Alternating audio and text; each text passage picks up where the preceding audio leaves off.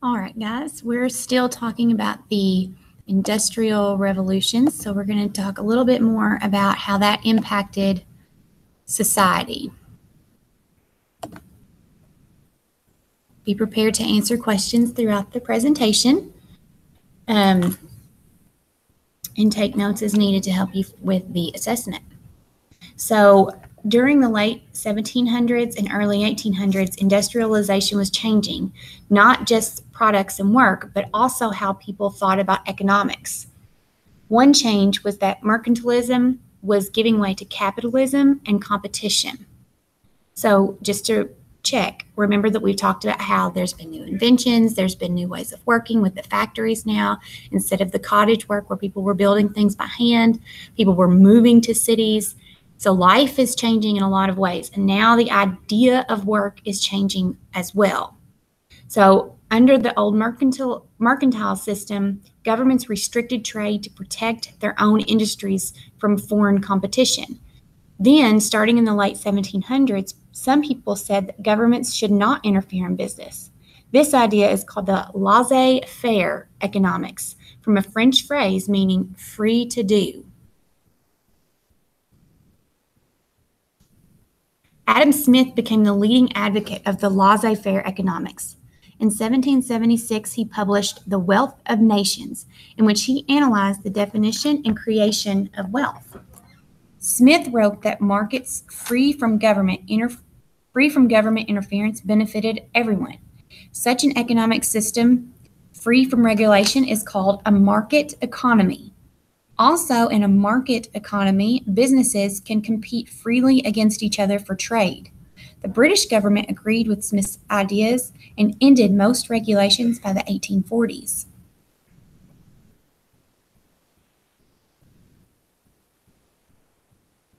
So a market system is an important word to remember here.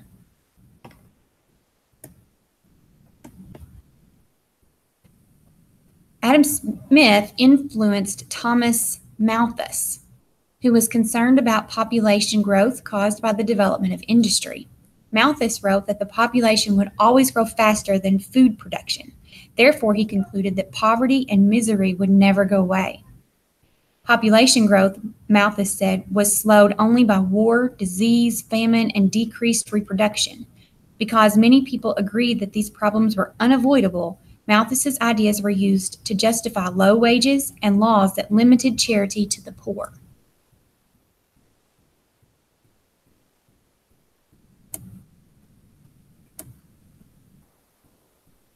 In time, Malthus was proved wrong. The disasters he predicted did not happen, but the population did grow.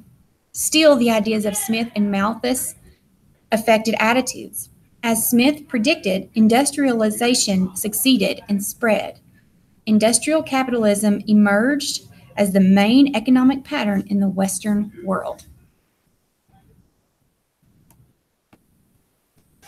Industrialization also changed the roles that business leaders played in public life.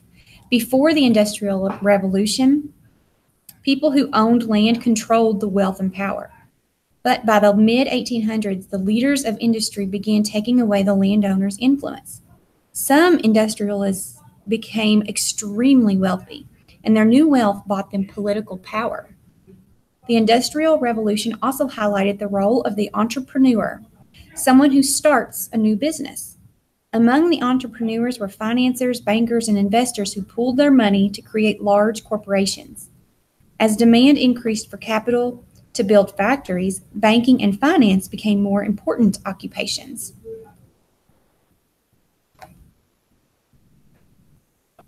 Some industrialists made fortunes simply by buying and selling companies for a profit. A few industrialists, mainly in the United States, built some of the large corporate empires ever seen and acquired wealth that few people could have ever imagined. In the late 1800s, their stories helped make them famous. Andrew Carnegie is one of them. He was born in Scotland, was an example of a rags to riches success. His father, a weaver, was driven out of work by the textile mills. The family moved to America, and Carnegie started working at a mill at age 12. With hard work, creativity, intelligence, and tough business practices, he led the expansion of the American steel industry.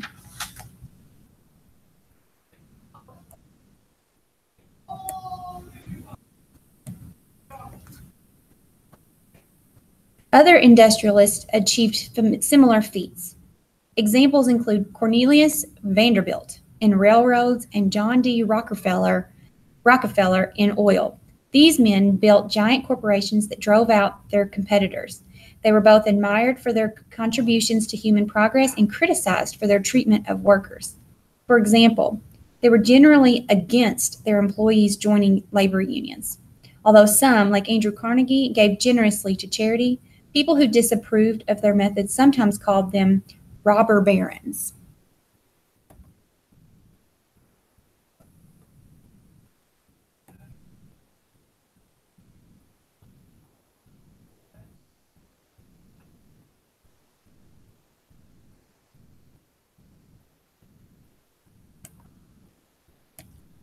So here's the map of the key people and their ideas so far that we've discussed.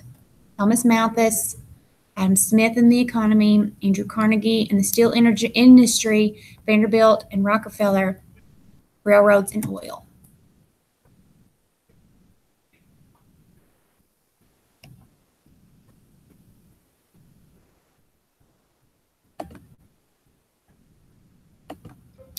I'm going to move past some of these.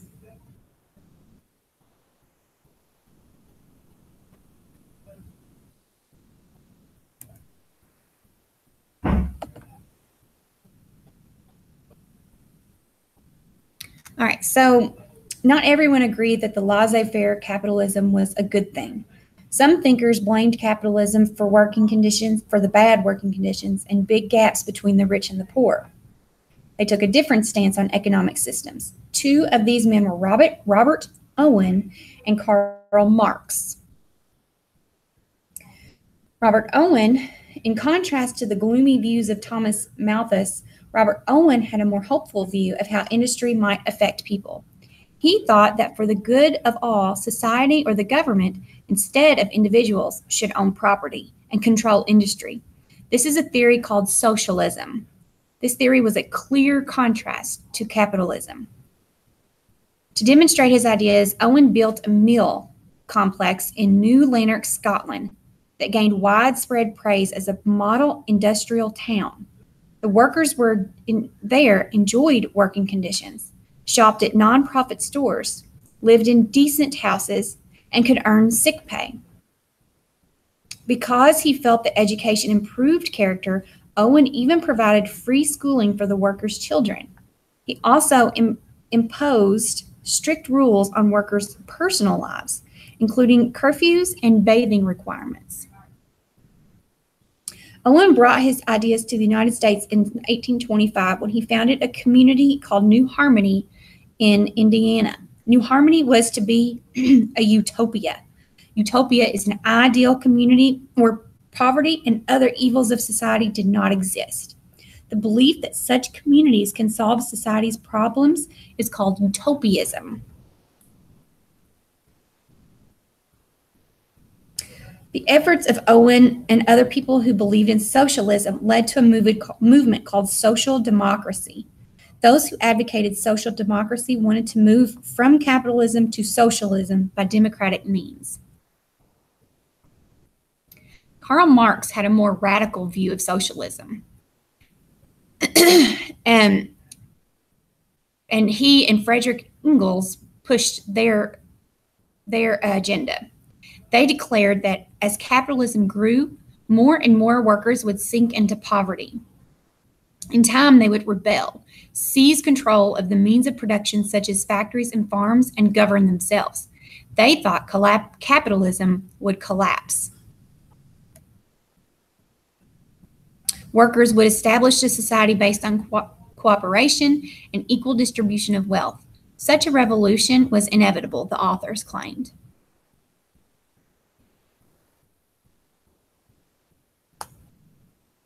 In time, Marx would be better known than Engels. In 1867, Marx produced the first volume of Das Kapital.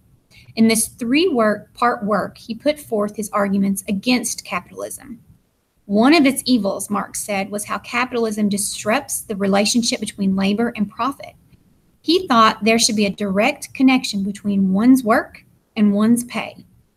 For example, he thought it was not fair that one worker could toil all day at backbreaking labor and make very little money, while another person got rich doing nothing more than sitting in an office speculating on future markets. Marx thought that socialism could help rid the world of these injustices. However, he believed that the transition to socialism would not happen quickly because many people, especially the wealthier classes, would not see any benefit for themselves. For that reason, he thought the workers would have to control the government because the government would then control the economy. A command economy would result. The system in which the government owns almost all means of production and controls economic planning is called communism. Years later, some governments would adopt communism and use it to violate basic human rights and freedom of choice.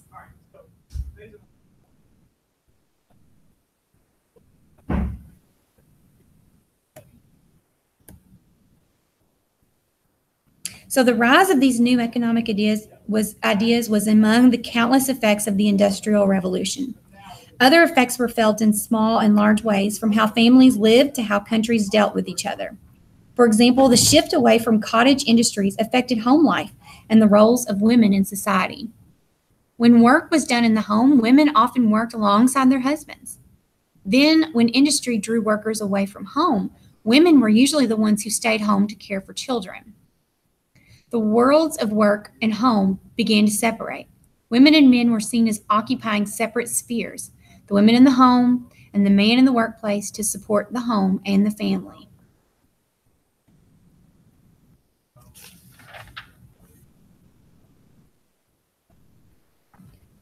On a scale much larger than the family home,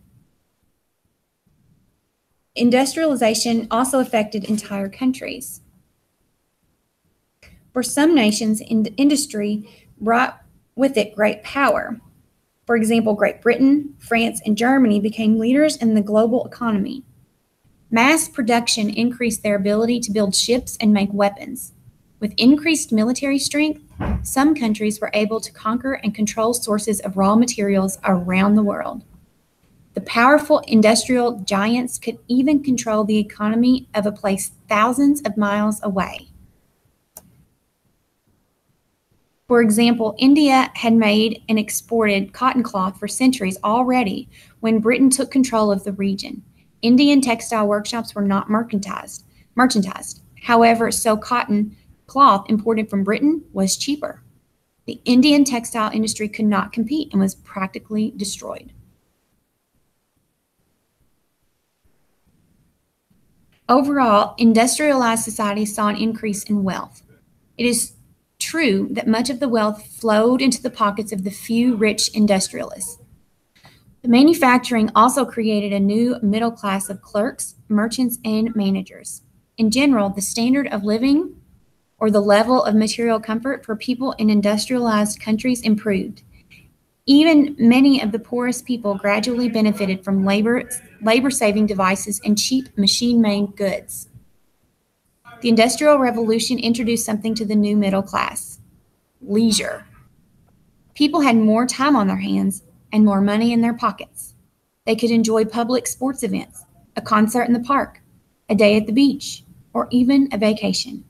With increased leisure time, they could become more educated or participate more deeply in politics. So with all that information, with more time on your hands, more education, more change is coming.